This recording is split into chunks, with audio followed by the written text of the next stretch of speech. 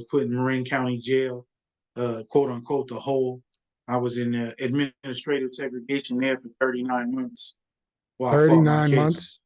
Yeah, I didn't touch another human being for 39 months. I didn't live the normal, hermetic life that somebody lives that's on the run. You're supposed to be in the house and looking out of windows and stuff. Man, I was in the club. Man, I was in San Tropez. I was in Nice. I was in Cannes. I was in Barcelona. I was all over the world. I was going to Africa back and forth. Yeah, I was doing all this shit, Here for the introduction of In and Out. It's a movement to change the world. It represents all things and all of us at all times. It's about freeing ourselves of any prison. Welcome to In and Out Podcast, where I have dope conversations with extraordinary people who have been freed from some form of prison. I'm Eric Geralt, your host. And today, I'm talking with my guest, Michel, as he takes us along a continuous journey of beating the longest odds and achieving great success. What's happening, my brother Joe? How are you? I'm good. I'm grateful to be a part of your fledgling podcast. All right.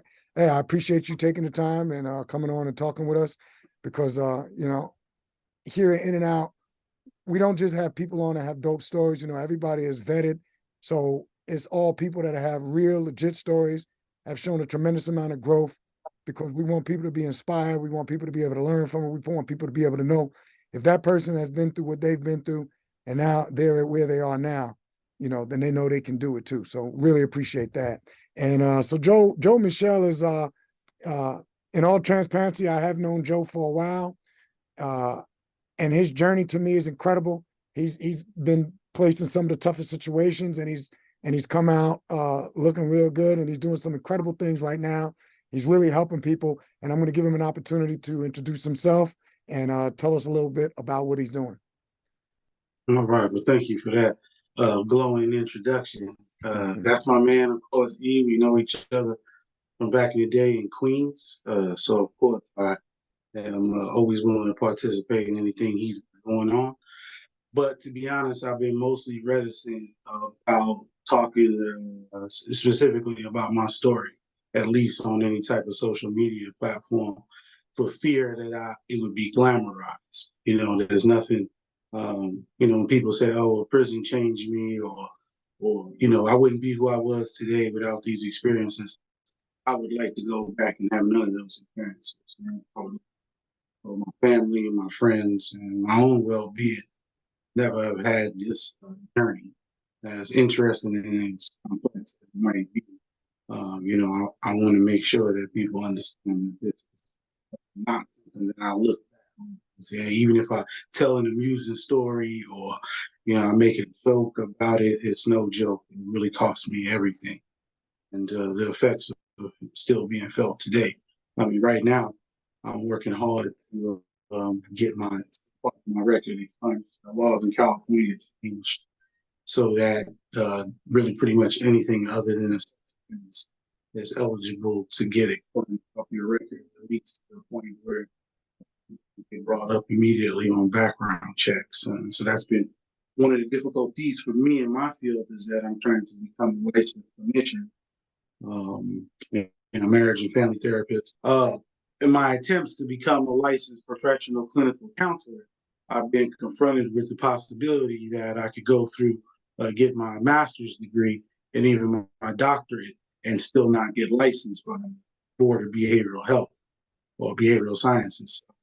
It's just one of the things that still lingers from, my experiences. So again, just to reiterate, there's nothing, glamorous about it, although, there are parts of it that both amusing or intriguing others.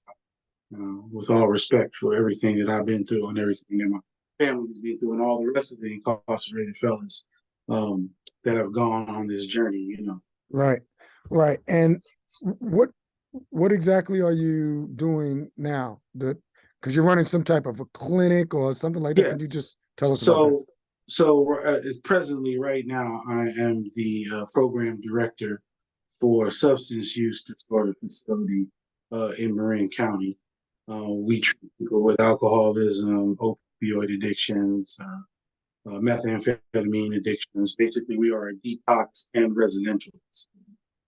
Client comes to us and say they've been on a bender for 2 weeks on alcohol, and they need to be detoxed from that safely.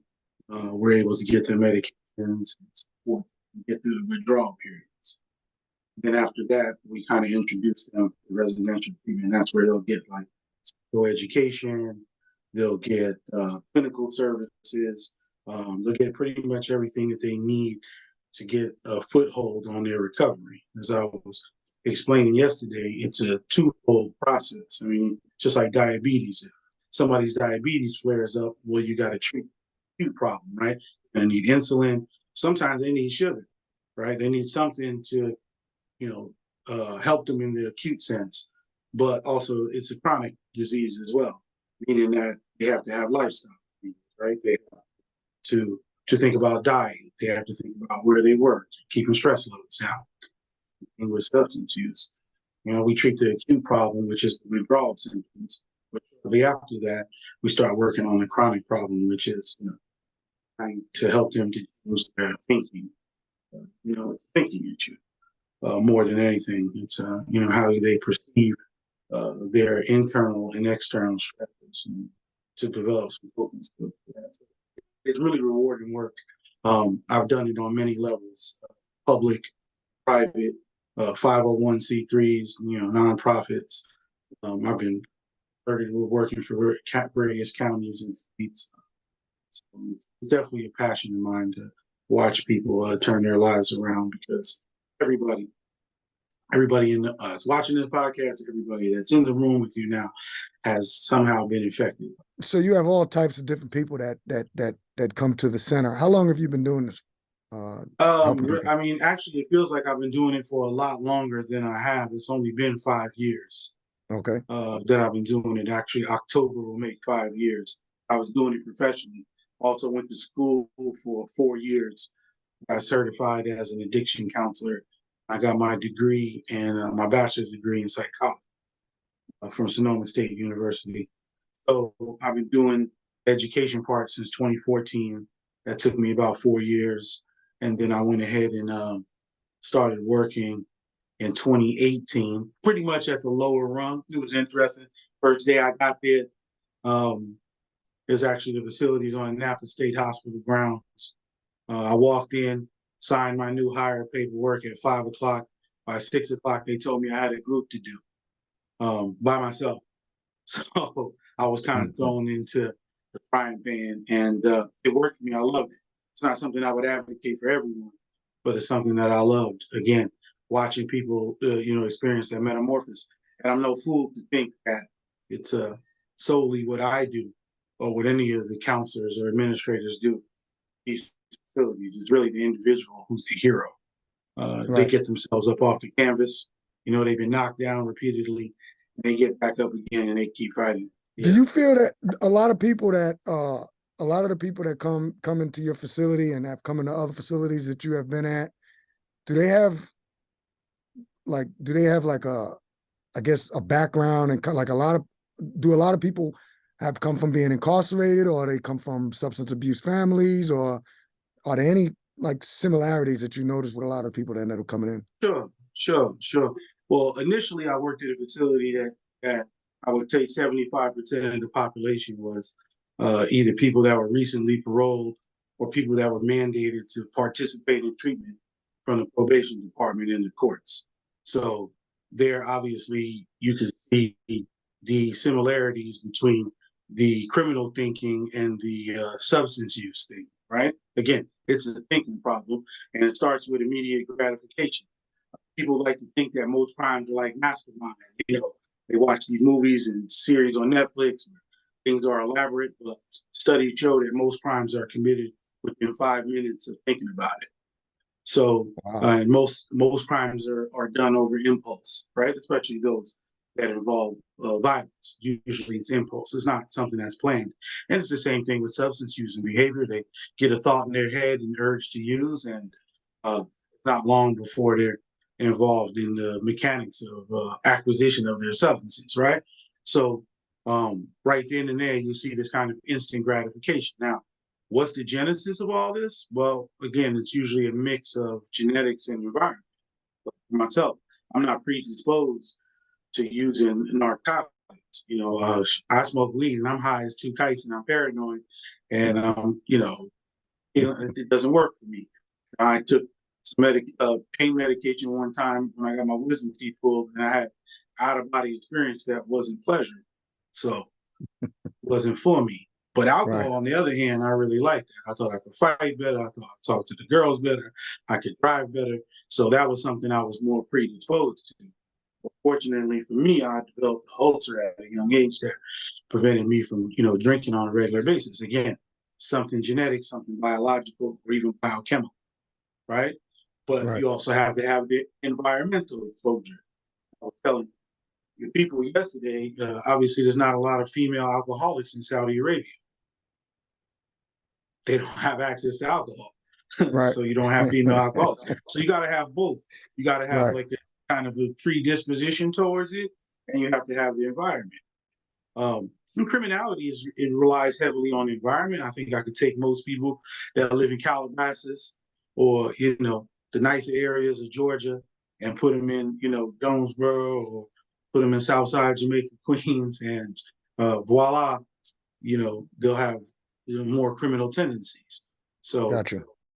but again, a lot of it has to do with trauma, our experiences, you know, unresolved emotional issues, and sometimes just again brain abnormalities. There are this mix. These things mirror each other.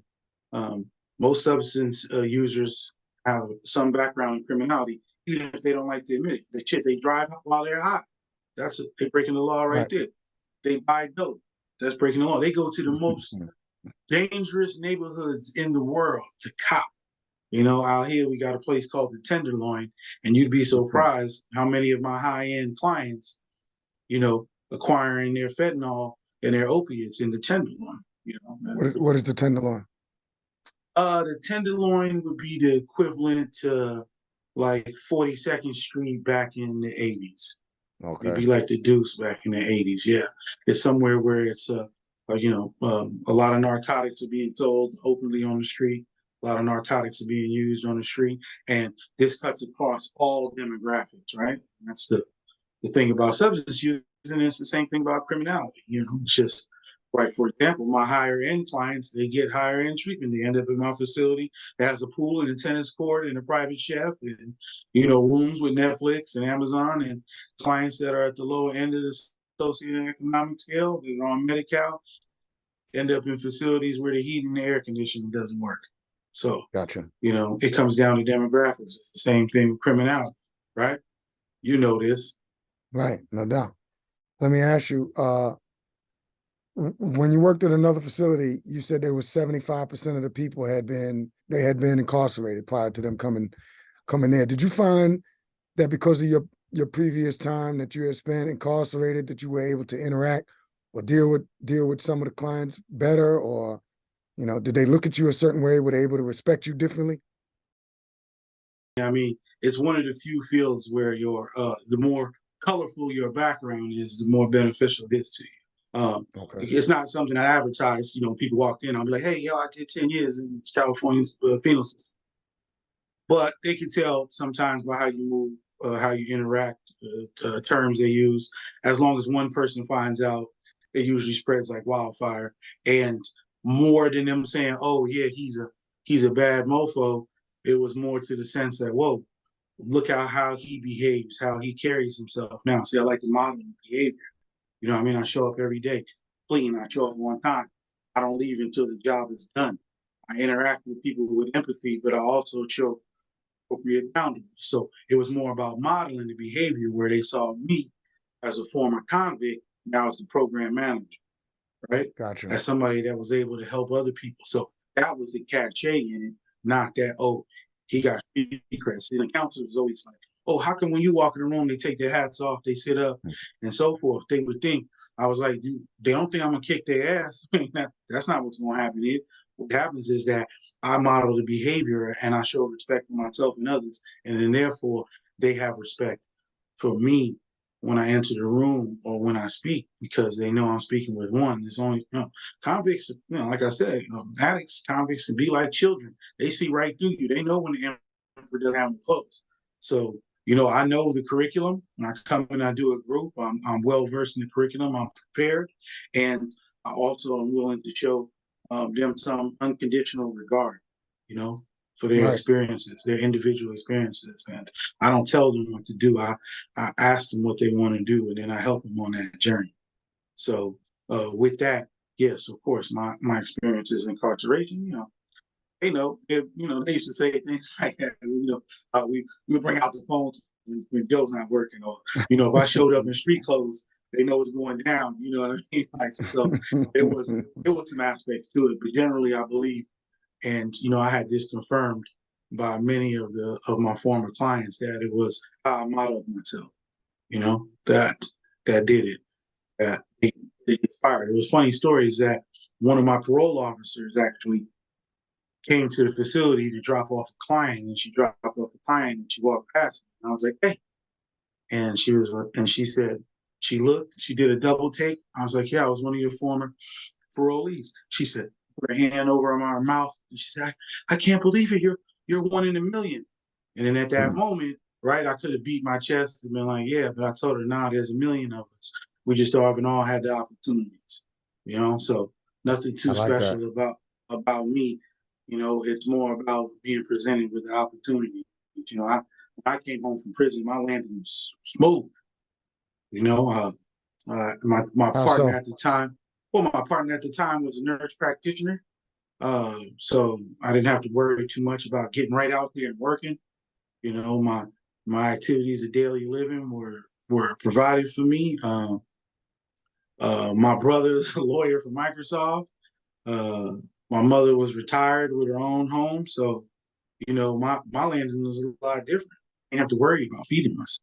Not normal for a person that's been incarcerated for 10 years and on the run for 7. I was basically removed from society for 17 years and still came home to a stable situation. That's unheard of, right? So, Right. that's a gift.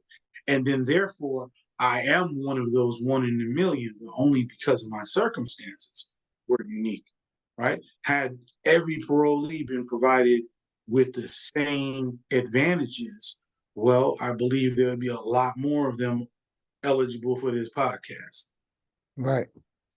So yeah, that's extraordinary. But okay, so you was on the run for 7, you did 10 years, but you also, you came from a good family. You had a mother that cared about you. You had a father that cared about you. Your brother, like you said, he worked for Microsoft. How did you end up in prison? So I grew up in Queens Village, and they had this back in the 80s in New York in the 70s. They had what you call busing, where you were like boxed off in your area, even if there was a school close to you. They sent you to another school in a better neighborhood, and so I got sent to school in Bayside. I went to PS 205, and well, a lot of the kids that went to school with me from my neighborhood, they was wild in the classroom. So here I was. I loved school already. But first grade, second grade, I was into it. I was in my books and everything. So I would raise my hand, and the teachers would be so happy to see one of the black kids, participating or understanding the curriculum, that they would call on me, they would praise me. So right away, I thought I was better than the next dude. I thought the kids, I was better. I was smarter than all the kids in my neighborhood. That's what I was being told every day. I was getting that reinforced at school. And so I thought I was smarter than everybody. Then I was introduced to, criminality. My father was a criminal. I come to visit him in California, and he had this opulent lifestyle, lived in beautiful homes and things like that. And he didn't seem to work a 9 to 5. Here my mother was in New York struggling, working overtime. I barely saw her. She worked in Manhattan. She took 3 buses to get to work, 3 buses back. It would take her 2 hours in each direction, and she worked overtime. So I never saw. All I knew was that she worked and worked and worked and had corns on her feet. You know what I mean? So like, when posed with those 2 options, especially if your ego is telling you that you're smart, only the dummies go to jail. Well, then that's the lifestyle that I chose. And the lifestyle is as addicting as anything else. And that's what it was. I chose it. That's how much I love this shit. It wasn't forced on me. I could have stayed squared up and just went through life, but I loved it. You know, I saw it again. Right. Even when I got to California and I was in one of the nicest areas in the country, I'm the only hood. And that's where I was because I Right. loved it. Right? I loved it. I love it still now. It doesn't go away. You know, I just gotta live vicariously. But but I loved it. It was my addiction. You know, that fast money, fast lifestyle. You know, having that autonomy. You know, like I said, you got to do what you wanted to do. You know, if I wanted to go to Miami, I went to Miami. If I wanted to go to Vegas, I went to Vegas. If I wanted to, you know, fly somebody out, I flew somebody out. I mean, you know, how could at that time to a man in his teens and his early 20s, how could anything compare? Even though I still had that love for education. And I went, you know, still was in school and stuff. I mean, who's going to pay for it? Me. You know, I didn't get no financial aid or nothing like that. Didn't even know how to navigate that stuff. I paid for my tuition, and I didn't want to owe nobody. I ain't about to owe the government. They gonna be all in my business. And people don't remember they had these restrictions on people that had convictions for narcotic convictions. They still exist that precluded you from getting financial aid. I didn't have Right. any at the time, but just the fact that that was part of the attachment to, you know, receiving help. The strings. I didn't want no strings, man. What for what? I don't. I Right. can get out here and get it. So that's what it was, man. I ain't gonna lie. I loved it. I loved the lifestyle. I was addicted to it. That's interesting that, you know, you as an addiction counselor now describe, you know, you basically described your lifestyle, which I guess a lot of us had that same lifestyle, including myself, Mhm. as an addiction. What so how were you able to break that addiction? Because you said you still Uh, love it now, but you don't act on it. So what's the sure. difference? I think the difference was that again, my environment changed when I went on the run and ended up overseas. As I was telling you folks, you know, regardless of how dangerous or risky it was, I just let it dice. I thought, oh shit, my father's a gambler, I'm a gambler. You know, when I went to Europe and I was there for about 2 or 3 years, wasn't like I was running up on French dudes going, hey, what they hit for? Right? Like it wasn't happening. So I realized that no, it's not gambling that I was addicted to. What I was actually addicted to was the shit talking and the camaraderie that goes along with the gambling that I missed when I Wow. stopped playing high school sports. Right. So that's what I realized that shit, I can get that from gaming. I can get a play Madden and I can talk shit. Right. I could, you know, I'm a Scrabble champion. I can play Scrabble and Right. talk shit. But I didn't, but see again, I didn't know myself. So as I got to know myself, then I could see some restraint. You know, I could institute some boundaries on myself. I could see tendencies, okay, and then point them in the right direction. So yeah, if I love that lifestyle, and what is it about that lifestyle that I love? Oh, well, I like the spontaneity. Well, look at the field I'm in. Man, I don't know what's gonna happen. You know, I I got plans for tomorrow. You know, we're gonna do this and this and this, but man, the clients are gonna dictate what happens. Always mercurial. You know, it's always spontaneous. It's always it's actually my phone is. I mean, I got it on mute right now. I got 6 or 7 alerts and Google chats and you know stuff about what's going on and intakes and possible discharges, and I got to do an intervention here. So you know, I take that. Something that I learned through the psychology too is like I was doing it before, but then they put a name to it. It's like the integration of self, all these different parts of your personality that you may demonize. And that's part of me, like, ooh, I just got to bury that. Well, you can't bury that shit. You have to find a healthy channel for it.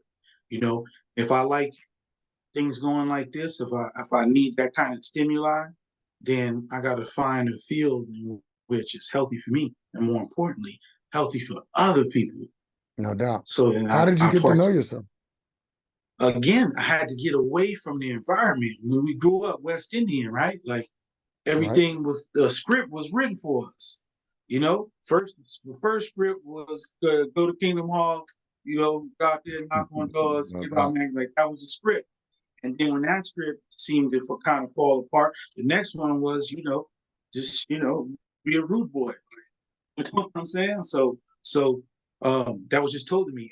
All the isms I have, sexism, racism, homophobia, all that was something that somebody else taught me. Right? Just right now, I'm wearing a polo. I didn't come up with this shit.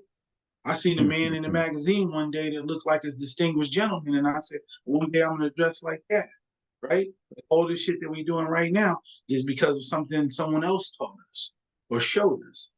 People that showed me what's up, they believed this, and I just followed that script. It wasn't until I got away from that that I discovered my own script. What are the things that I actually like?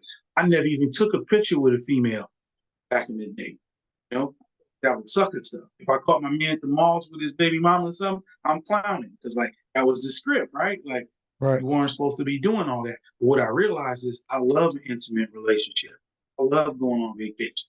I love playing footsies. I love pillow talk, right? But I couldn't cop to none of that. So a whole chapter of my life, I was voided that. So of course I was running around angry. Couldn't really be who I wanted to be. Right. It wasn't like somebody was preventing me. It was me. I bought into the shit so heavily that it kept me from, true happiness, or at least actualization, meaning integrating all the parts of who I am into something healthy. So having that distance, being overseas, being in Europe, changed me. It could have been anywhere, actually. All I had to do is get distance from that environment. I could learn what I actually like. And then you find out you actually like yourself. You end up loving yourself. And if you love yourself, it's much easier to be loved and give love. So I'm overflowing with love now because I'm so in love with myself. Right. I like it. So you were in Europe for 7 years on the run. Was that exciting for you? Yeah, that same type of adrenaline rush? Yeah, and I didn't live the normal, hermetic life that somebody lives that's on the run. You're supposed to be in the house and looking out of windows and stuff. Man, I was in the club. Man, I was in San Tropez. I was in Nice. I was in Cannes. I was in Barcelona. I was all over the world. I was going to Africa back and forth. Yeah, I was doing all this shit, So, no, because that's who I still was, right? I still needed that stimuli. Right now, I wasn't running around selling dope. But I was involved in more legitimate enterprises, but I was still, I needed that stimulation. So I couldn't be on the low. And it eventually led to my capture. They never would have caught me if I had stayed on the low, but man, I was out there. I enjoyed it, man. And it was amazing to see people I thought there was only one way to live, right? They tell you, when you grow up, you learn about manifest destiny, right? Like America is God's country, right? Like this is supposed. And you go to us, you're like, bro, they living too. Y'all told me everywhere else was whack. But look at their lifestyle, man. They work 32-hour weeks, so you know what I'm saying. They go to a cafe and sit there for 3 hours and order one cup of tea, like you know what I mean, like. What's this, right? They giving out sex education early, and they end up having boom. Lower instances of sexually transmitted diseases, lower instances of teenage pregnancy, right? Because the education part. So, it's like seeing how some other people lived, and you're like, okay, it just broke my whole paradigm. I was looking through the world through like a prism, this unique prism that's Americana. And when I stripped of me, then I see. So it's very similar to being in prison too. That puts you in another environment. It strips you from your creature comforts. Right. It teaches you to delay gratification. Like, I'll go to the doctors or something with moms or my girl, and I'll just sit there in the office like this. Right? Like, I don't need anything entertaining. I'm used to hurrying up and waiting. They're like, how could you're not bored? I'm like, no, I'm just do. So once you move from the you kind of learn who you are. More or less, rather than some type of like epiphany or metamorphosis, right? And I didn't have a spiritual experience. What I had was a slow metamorphosis, and I credit that with being removed from my environment for sure. I understand. So, how was it like when they captured you? How did that happen? And what were your thoughts? But it was gut wrenching. I mean, I did everything for 7 years I could do, not everything, but I did a lot. I was very, circumspect, if you will. I didn't call nobody directly and using payphones. and burning phones and all these kinds of things. But my attachment to my family and friends on the state side was still very high. So as long as you're going to communicate with them, there was international warrants out for me. Again, Marin County is flush with cash. They spent $13 million on my case and 2000s money. So you can imagine what that is now. Wow. And they basically were going through people's trash until they found a bank receipt from a young lady that I was involved with. And they could see withdrawals were being made overseas when she wasn't there. So that piqued their interest, and they started fighting. So they got on her bumper. And when she eventually came to see me, even though she went through 6 different countries, still stayed on her bumper. And normally I wouldn't go to meet her initially. I would send somebody else to go meet her. But I thought, man, 6 different countries, all these different time zones and all that shit, they not on it. Still, it's been 7 years. I'll show up myself. I showed up with a bouquet, man. And German authorities, man, they bum rushed me to the ground, and took me in on an international warrant for murder in the first with special circumstances. Yeah. So then I was in a German jail for about 14 months. How was that? Fighting extradition. As opposed to American jail. Was night and day. As far as like the conditions are great. You're gonna be whatever clothes you got, you can wear. You can wear your own clothes all day. So that's one, difference. You can get a satellite dish plugged in right to your room and watch TV from all over the world. When you go to the canteen, it's actually a canteen, like a store that you go into, like a grocery store with a freezer and all kinds of stuff. So you getting chicken, sausages and all kinds of things, eggs, fresh eggs. As I was explaining yesterday, our system is adversarial, right? You got the prosecutor versus the defense, with the judge allegedly as a neutral arbiter. But over there, they all supposed to be working together to find the truth. So your defense attorney, the prosecution, and the judge are all active in your case. So what that means is they don't want you talking to nobody else. Out here, you're supposed to go out and defend yourself. Part of the reason that they let you out when you're charged for a crime or set a bail is so that you can participate in your defense, right? Right. Over there, they don't want you participating in your defense. So you ain't making no phone calls, right? If you having visits, there's all the subjects around your case are strictly forbidden. They'll be in there transcribing what you say. If you talk about your case, you ain't getting no more visits. So, do they still have a bail system? No bail system over there, right? So basically what they're saying is, hey, we on the search for the truth. We don't want you interfering with that, right? Which is much different than what we have here. But they get less sentence too. I mean, the reason that they didn't even want to send me back to the States is because there was a possibility I could have gotten a life without the possibility of parole sentence. And the German government didn't believe that a man should, or a woman for that matter, should be stripped of hope that they may get free someday. They believed in life sentences, but not without the possibility. Basically, you're telling the man you're going to die in prison no matter what. That was fought at the highest levels. They made it all the way to the Constitutional Court, and they ruled against me 3-2 to extradite me. Wow. Yeah. So, it was a big deal over there. And then I was brought back to California. I was put in Marin County Jail, quote unquote, the hole. I was in administrative segregation there for 39 months. 39 months? Yeah, I didn't touch another human being for 39 months. Wow. Yeah. Except for they left my tray slide open one day when they were doing laundry. And I seen one of my cousins, he was a laundry dude, and I stuck my hand through the tray slide and he took it. That was it. Wow.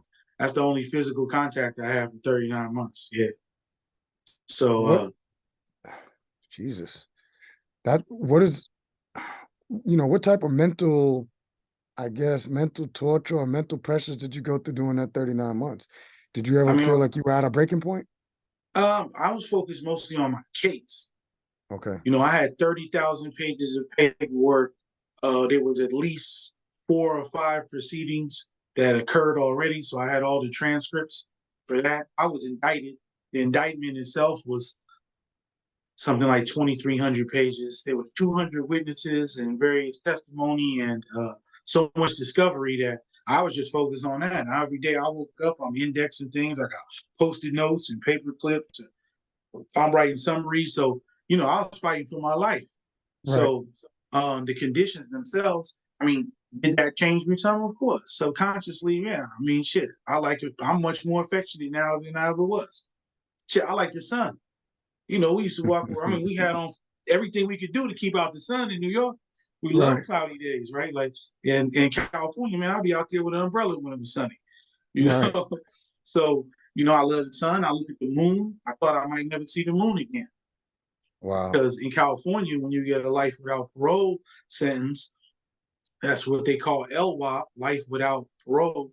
You go on what you call closed custody status, and you can't even go outside at night.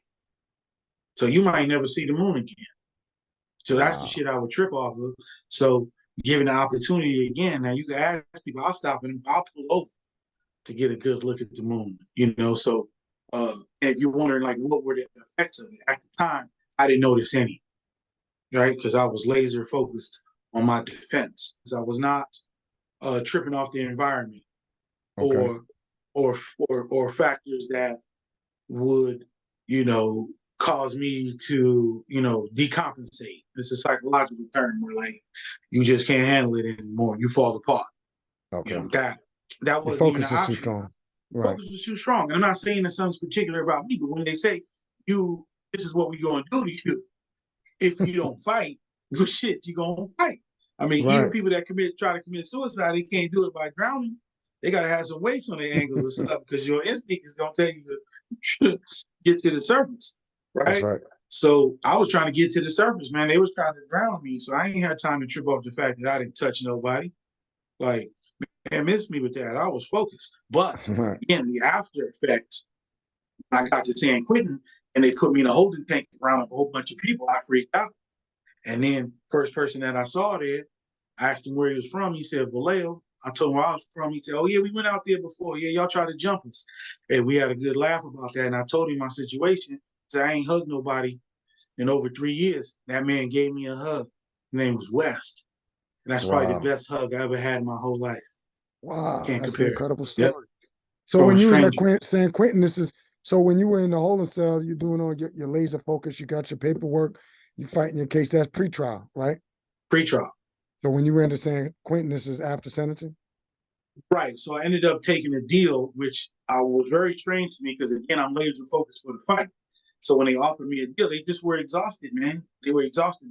My case originated in 1997. Okay. Okay. So and we are now at 2008. So it was 11 years, $13 million, 3 preliminary hearings, 2 indictments, 2 trials. These are all for my co-defendants as well. You had Nobody co-defendants? nobody was found guilty. So all of them got off.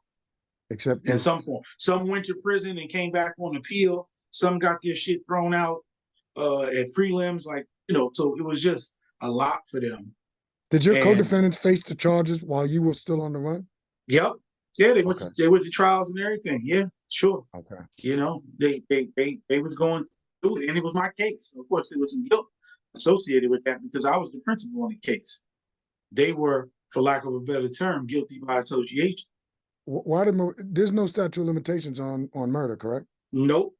That's why it didn't matter how long you were out of the country before they would have came and got you. You could be 11,000 years. They exhume your DNA, bro, and charge you shit. Yeah.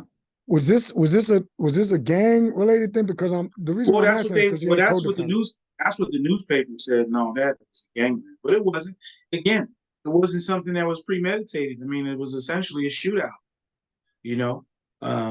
That's what it was. It was volleys of shots going back and forth. Somebody died. So in that sense, again, looking at it now, if I had read the newspaper, I'd be like, book that dude. Watch him. He kicked in the door of a party and started shooting, and it was, I'll give you an example. how obscure the system is. I was charged with child endangerment, right? Part of the reason I was charged with child endangerment was because 16s and 17-year-olds were shooting at me, and I shot back at them. Wow. So that's child endangerment because they were under 18. Were right? were they charged with adult endangerment? Man, they was on the phone with 911 and a pistol in their hand at the same time. So, they were cooperating participants in my prosecution, so they didn't get no charges. But yeah, I'm just that's just again to is how things are framed. I remember had their bullets hit me, it would have been like student, loving son, big brother, active member in the community, loves life, loves sports, loves travel, right? They would have said all that. Scholarship to UC Davis, like they would have been like saying all that type of shit, right? But it didn't flow like that. So then I was a pariah. I was what the judge called me a reprobate. Oh, what did he call you? Reprobate. What is that? That means that somebody beyond salvation. Wow, that's what the judge said to you. Yeah, reprobate. Was he pissed off, by the time they finally got you in their courtroom? Oh yeah, they was excited. They were high-fiving and everything else when I walked into the jailhouse. I mean, I had a long history of interaction with this particular police department, but if I'm being honest, we can claim racism and everything else, but I prompted it. I mean, I was a good caller. Every time they pulled me over, I was running and throwing things, so I mean, it is what it is, Right. And, people were like, man, you got a raw deal. But again, if I chose this lifestyle, this is what comes along with it. Right. This is what comes along with it. It doesn't matter. You can stick to the rules of the game, but the larger society is not playing by those rules. So, and when you abridge those rules, there's consequences for it. Even, again, would they have come, if I was in class at UC Davis or UC Santa Barbara or any of these other schools that I was eligible to go to, would they have come into my classroom and charged me for murder? No. Right? But gotcha. I was out there. And I was living that life. So it's not a problem to make that connection. See? So and in that sense, I understood it. Right. And you, as you say, you were living that life. How was doing time once you got to San Quentin for you? Was it hard time? Did you have to, were you gang affiliated while you were in prison? No, I mean, the beautiful thing about being from the Bay is you don't got to click up. You can just go in there and you just from the Bay. You from whatever city you from, whatever town you from. And it's just about the proximity to the Bay Area. So if you're on one of those prisons that's far away, then everyone from the Bay is together. It's just Bay Area.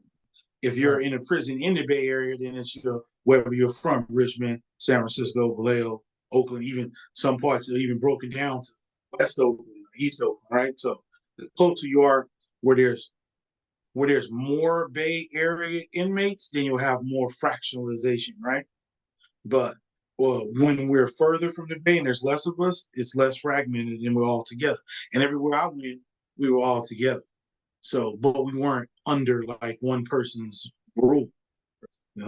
It was decisions were collaborative, and it was just the Bay dudes. It was beautiful being. That's why I used to tell people, how you gonna mess this up? You in the Bay, you don't got to do no loyalty oaths. You're not a gang member. Can't nobody tell you what to do, and you got this umbrella of support.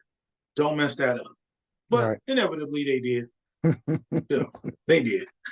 Gambling debts, this and that, doing weird shit. So, but again, I at this point, what was different than before was I wasn't in love with the lifestyle. So I stuck to the script in prison. Everything we supposed to do, I rocked when we were supposed to rock. I ain't talk with the police. I ain't even take no jobs because I didn't want to be near the police, right? I was quote unquote solid because that's what was called for. But I ain't believing.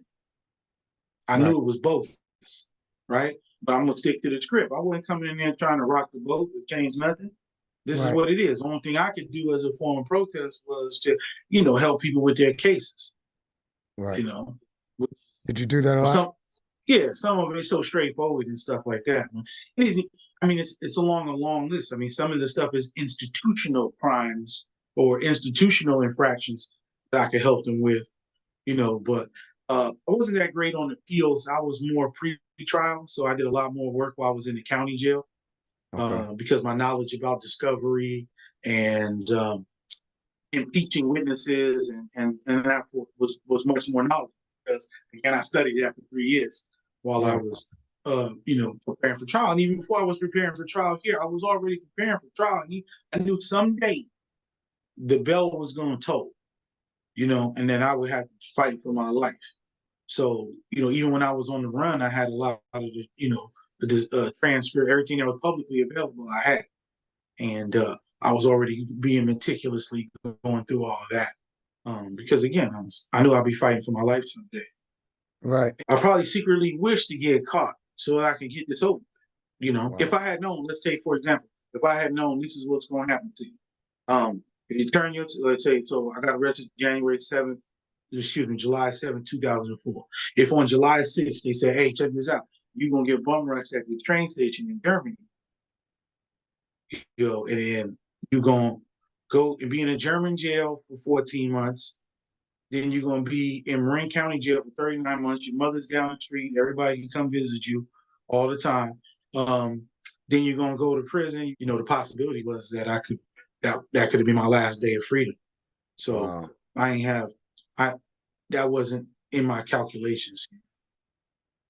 When you were doing, once you were in San Quentin,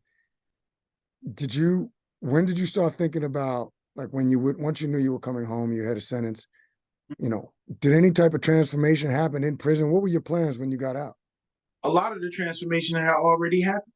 I had already become an empathetic lover. I had already been able to see things from both sides.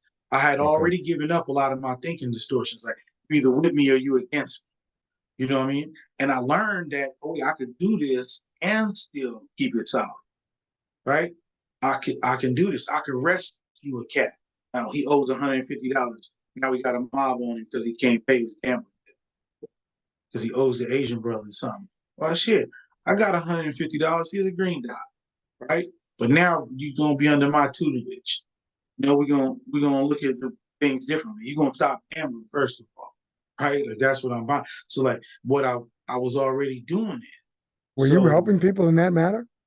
Yeah, sure, all the time. Well, right now, I mean, they'll tell you I'm on the point of contact for 100. I don't know, the 40 different people that have come home from prison.